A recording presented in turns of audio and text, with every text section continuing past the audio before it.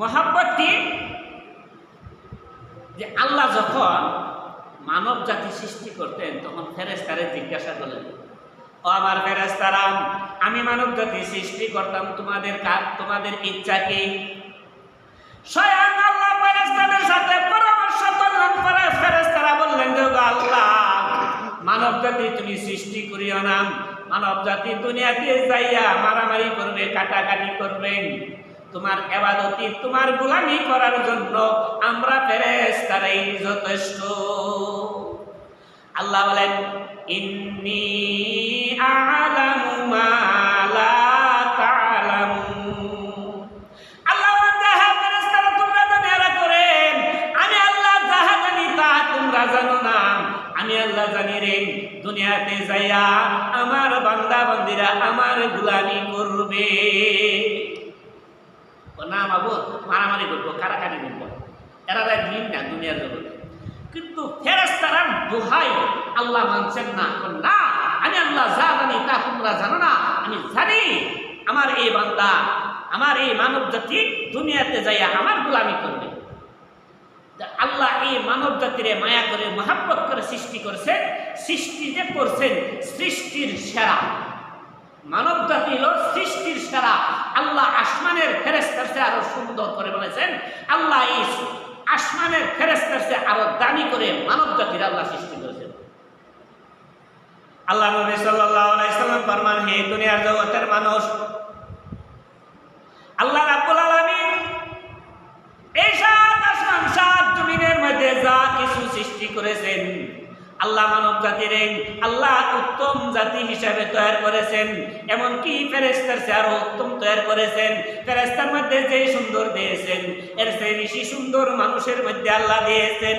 একজন মানুষ যদি কালো কিসকিসা হয়ে থাকে, এই মানুষটা যদি আল্লাহওয়ালা হয়ে থাকে, আল্লাহর হুকুম নবীর তরিকা মানে চলেন, আল্লাহ রাব্বুল আলামিন তার ভিতরটারে সুন্দর করে দিবেন। এই দুনিয়ার জগতের মানুষ, একজন মানুষের চামড়া কালা হতে পারে রে, এই দুনিয়ার জগতের মানুষ, কিন্তু ওই কালো মানুষটার ভিতর আমি আল্লাহ সুন্দর করে দিয়েছি। তার ভিতরটা আমি আল্লাহ যে সুন্দর করে তৈরি করেছি রে, 14 তারিখের রজনী তার কাছে ফিল করিবে। 14 তারিখের চন্দনীর যে আলো, এর চেয়ে আরো বেশি সুন্দর একজন মানুষের ভিতর। উপরের দিক মানুষ বাহ্যিক দৃষ্টিকে দেখতে পারে যে মানুষটা কালা, কিন্তু না, এই মানুষটার চামড়া কালা হতে পারে, এই মানুষটার ভিতরটারে আল্লাহ যে সুন্দর করে তৈরি করেছেন, এর চেয়ে সুন্দর আল্লাহর ফেরেশতারা হইতে পারে না, এর চেয়ে সুন্দর এই পৃথিবীর বুকে কোনো সৃষ্টিগুলোই হতে পারে না। আল্লাহ মানুষের জ্ঞান দিয়েছেন, বুদ্ধি দিয়েছেন, যে জ্ঞান আর বুদ্ধি দিয়েছেন মানুষের মধ্যে, এই জ্ঞান আর বুদ্ধি ফেরেশতার মধ্যে দিয়েছেন না, অন্য কোনো সৃষ্টির মধ্যে দিয়েছেন না। কেমন বুদ্ধি দিয়েছেন, কেমন জ্ঞান দিয়েছেন? ঐতিহাসিকগণ লেখেন যে জঙ্গলার সিংহ, এই যত প্রাণী আছে এর নেতা হইল সিংহ, বাঘ। বাঘরে মানুষের দ্বারা যত জীবজন্তু আছে সবাই ধরা। এই সিংহ ঘর থেকে বাহির হয়েছে ইনসান চিনার জন্য। ঘর থেকে বাহির হইয়া একটারে পাইলেন, গরুরে পাইলেন, গরুরে বলতেছেন যে হে গরু, তুমি বলো ইনসান কোন হাই, ইনসান কে, ইনসানের পরিচয় আমারে দাও। গুরু বলতেছেন, হে সিংহ মামারে, তুই মানুষের কাছে যাইস না রে, মানুষের এমন বুদ্ধি আর এমন জ্ঞান, মানব জাতির এমন সাহস রে, যে জ্ঞান আর বুদ্ধি তোমার মাধ্যমে আল্লাহ দেন নাই। তো যাও, ইনসান যদি চিনতে চাও যে সামনে যাও, সামনে যাই সেরা পাইছে একটা ছাগল, ছাগলটা হইতে যায় ছাগল ইনসানের পরিচয় দে। ছাগল এই কথাই বলতেছে, হে সিংহ মামা, তুই মানুষের কাছে যাইস না রে, মানুষের মতো জ্ঞান, মানুষের মতো বুদ্ধি এই পৃথিবীতে আর কেউ হতে পারে না। মানুষের কাছে যদি তুমি যাও আর ফেরত আইবে না। মানুষের এমন বুদ্ধি আর এমন চালাক রে, তোর সে বুদ্ধি আর জ্ঞান বেশি আল্লাহ দিয়েছেন মানব জাতির মধ্যে। মানব জাতির কাছে যদি তুমি যাও রে, আর তুমি ফেরত আইবি না। যাও সামনে যাও, পাইবা। সামনে গিয়ে পাইছে একটা বৈশ, বৈশের কইতাছে, বৈশের দিক কই, সিংহ মামারে কইতাছে, সিংহ মামা, সিংহ মামা কইতাছে, শোন, ইনসান কোন হাই ইনসান কা ইনসানের পরিচয় নেই বলতেছে, মহিষও বলতেছে সিংহ মামা তুমি ইনসানের কাছে যাও না, ইনসান এমন চালাক, এমন বুদ্ধি, এমন জ্ঞান, ইনসানের কাছ থেকে তুমি আর ফেরত দিতে পারবে না, তুমি সামনে যাও। সামনে গিয়ে পাইছে এক হাতি, হাতিরে কইতেছে ভাই ইনসানের পরিচয় দে, হাতিও কইতেছে গো সাবধান ইনসানের কাছে যাও না, ইনসান এমন বুদ্ধি, এমন জ্ঞান, এমন চালাক এই পৃথিবীর বুকে নাই, তুমি ইনসানের কাছে যাও না, ফেরত দিতে পারবে। ইনসানের পরিচয় দিয়ে দাও। ইনসানের পরিচয় যদি চাও ওই জঙ্গলার ভিতরে গিয়ে দেখো কিছু লোক গাছ কাটতেছে, গাছ, এরার কাছে যাই সেটা জিজ্ঞাসা করবা ইনসানের পরিচয় দাও, তাহলে হেরার কাছ থেকে তুমি ইনসানের সঠিক পরিচয় পাইবা। হেরার কাছে যায় দেখেন হেরা দূর থেকে ওই দিকটা ভিতরে একটা আতঙ্ক আইছে। এই সিংহ দূর থেকে সিগন্যাল দিছে, হে তোমরা কে বা কারারে, তোমরা আমাকে দিকে ভয় পাও না, আমি তোমাদেরকে খাওয়ার জন্য আসছি না, আমি আসছি ইনসানের পরিচয় জন্য, ইনসানের পরিচয় দিয়ে দাও, আমি ইনসানকে চিনার জন্য আসছি। এই করাতিরা সুযোগ পাইয়া বলছে যে ইনসানের পরিচয় নিতে নেওয়া আমার কাছে ডাক্তারছেন, নিচে 3 জন, উপরে হইল 1 জন। ইনসানের পরিচয় নিতা আসো সিংহ মামা, আসো ইনসানের পরিচয় আমার কাছ থেকে নেওয়া। তো কাটতে ছিঁড়ে গাছের ফাঁকে একটা কুটি থাকে, কুটি, গাছটা মেললে থাকার জন্য একটা কুটি দেয়, কইতাছে ইনসানের পরিচয় নিতে হইলে আমরা আমার কথা মানতই না, আমি যেইভাবে কই এইভাবে তোমরা মানতই না। কিভাবে? ওই যে দেখো আমার গাছের ফাঁকে একটা ফাঁক দেখা যায়, ওই ফাঁকে দেয়া তোমার 2টা ঠ্যাং ঢুকাও, ঢুকাইছে, এরপরে তোমার 2টা হাত ঢুকাও, ঢুকাইছে, ঢুকানোর পর উপরে যে গাছ চিনে কলার টানে বাড়ি দিয়েছিল, কুটিটা সরাই গেছে, আর এমন ভাবে একটা চাপ দেয়া ধরছে, ধরার পরে বলতেছেন সিংহরে বলতেছেন যে হে সিংহ মামা, হাম লোক ইনসান হে, তুমি ইনসানের পরিচয় জন্য আসছো, আমরাই হলাম সেই ইনসান জাতি, যে ইনসানের পরিচয়ের জন্য আসছো রে, আমরা হলাম সেই ইনসান জাতি। সিংহ বলতেছে হাই রে, তোদের কথা যতটা লোকরা আমি জিজ্ঞাসা করছি রে, শিয়ালকে জিজ্ঞাসা করলাম, শিয়ালও দোয়াই দিয়েছে, এ সিংহ মামা মানব জাতির কাছে যাইও না রে, মানব জাতির কাছে গেলে তুমি ফেরত আইবে না, মানব জাতির কাছে আল্লাহ এমন জ্ঞান, এমন বুদ্ধি, এমন চালাক দিয়েছেন, যে বুদ্ধি আর জ্ঞান এই পৃথিবীর বুকে আর কাউকে দেন না, এমন জ্ঞান আর এমন বুদ্ধি এই পৃথিবীর বুকে আর কেউ দেন না, তুমি ফেরত আইতা না, তুমি ইনসানের কাছে যাইও না। যতটা প্রাণী পাইছি, গুরু পাইলাম, গুরু এক কথা বললো, মহিষ পাইলাম, মহিষও এক কথা বললো, এমন ভাবে হাতি বললো, হাতিও আমার এই কথা বললো।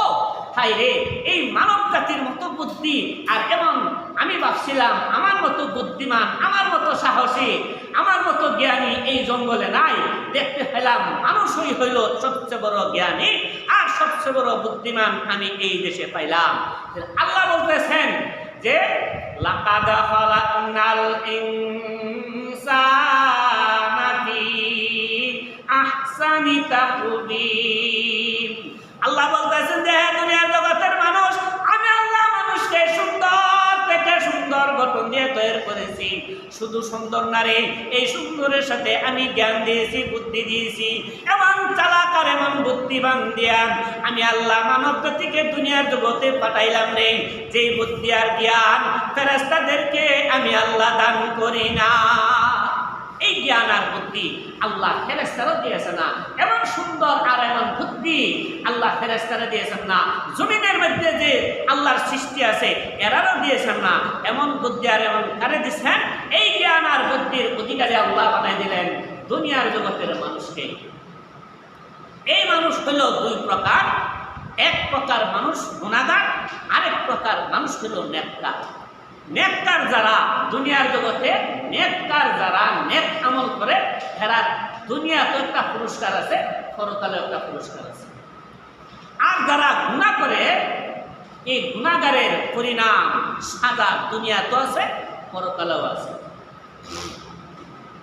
এই আয়াতের 4 নম্বর আয়াতে আল্লাহ বলতেছেন, সুম্মা রাদাদনাহু আসফালা সাফিলিন।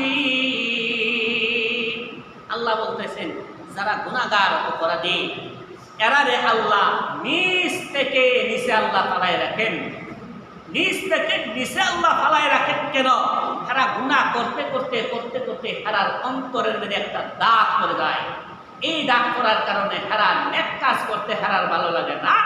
এই গুনাহ করার কারণে আল্লাহ পাকে এরারে দুনিয়াতে একটা শাস্তি দেন, এই শাস্তির পরে পরকালের আরেকটা শাস্তি দেন।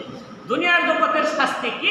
দুনিয়ার জগতের শাস্তিটা হলো দুনিয়ার জগৎ ছেড়ে যাওয়ার পরে যখন সাকরাতুল মাউত আরম্ভ হয়, মরণ শুরু হয়, এই মরণের সময় আল্লাহ একটা কষ্ট দেন। এই মরণের কষ্টটার পরে আল্লাহ আরেকটা কষ্ট দেন সময় কবরে যখন রাখা হয়।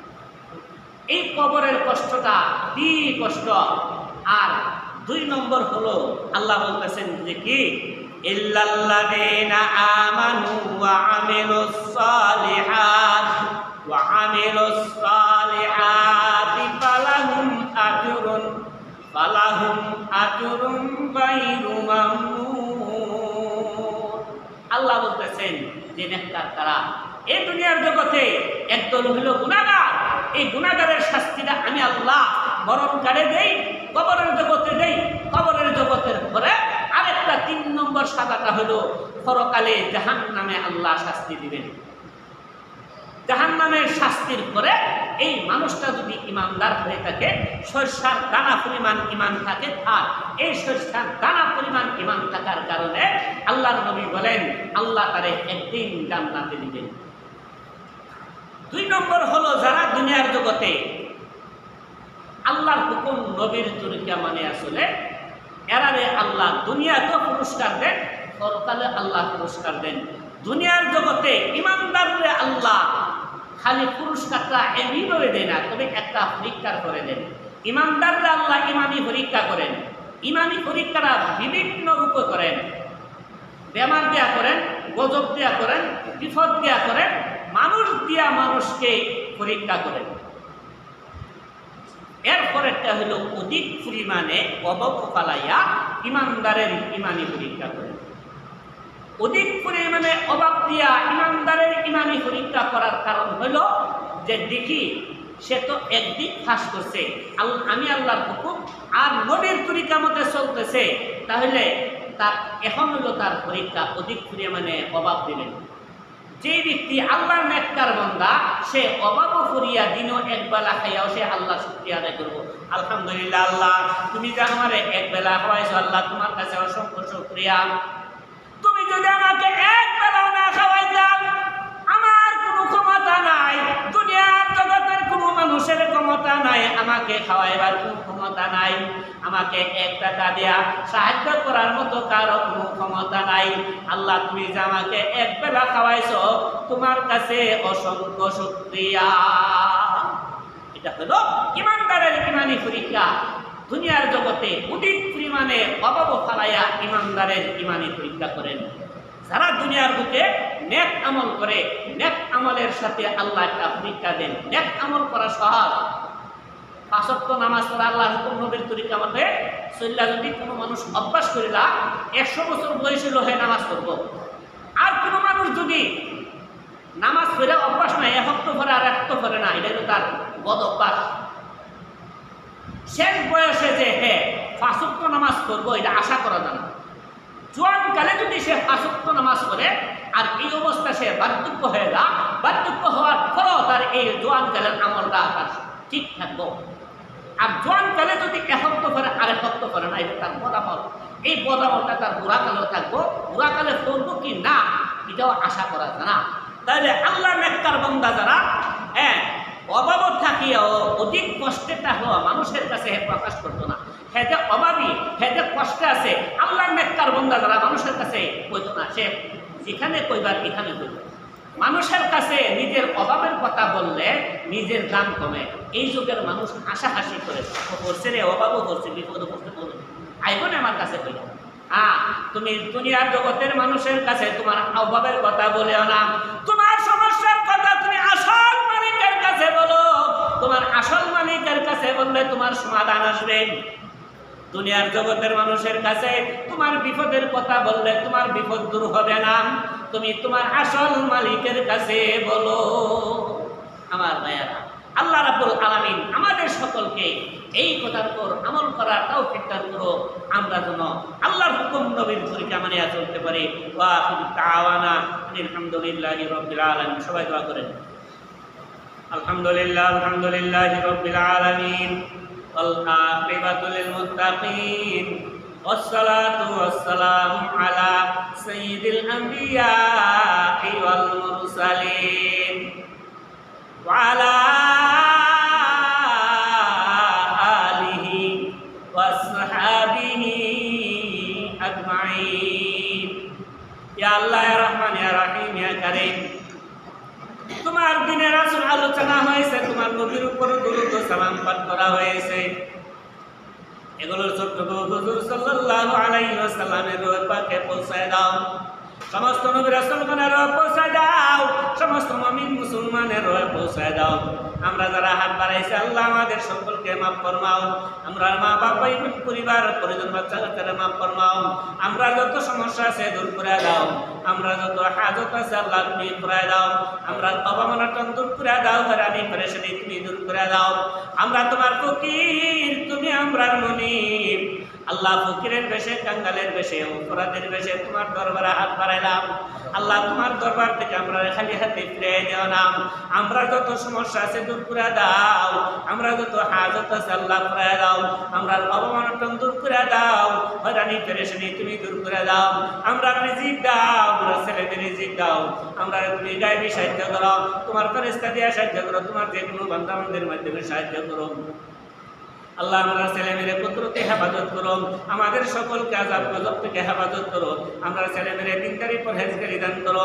দুনিয়ার মধ্যে যতদিন না আল্লাহ ঈমান ও ইসলামের সহিতে রাখিও, পরস্পর মিল মহব্বত দান করো।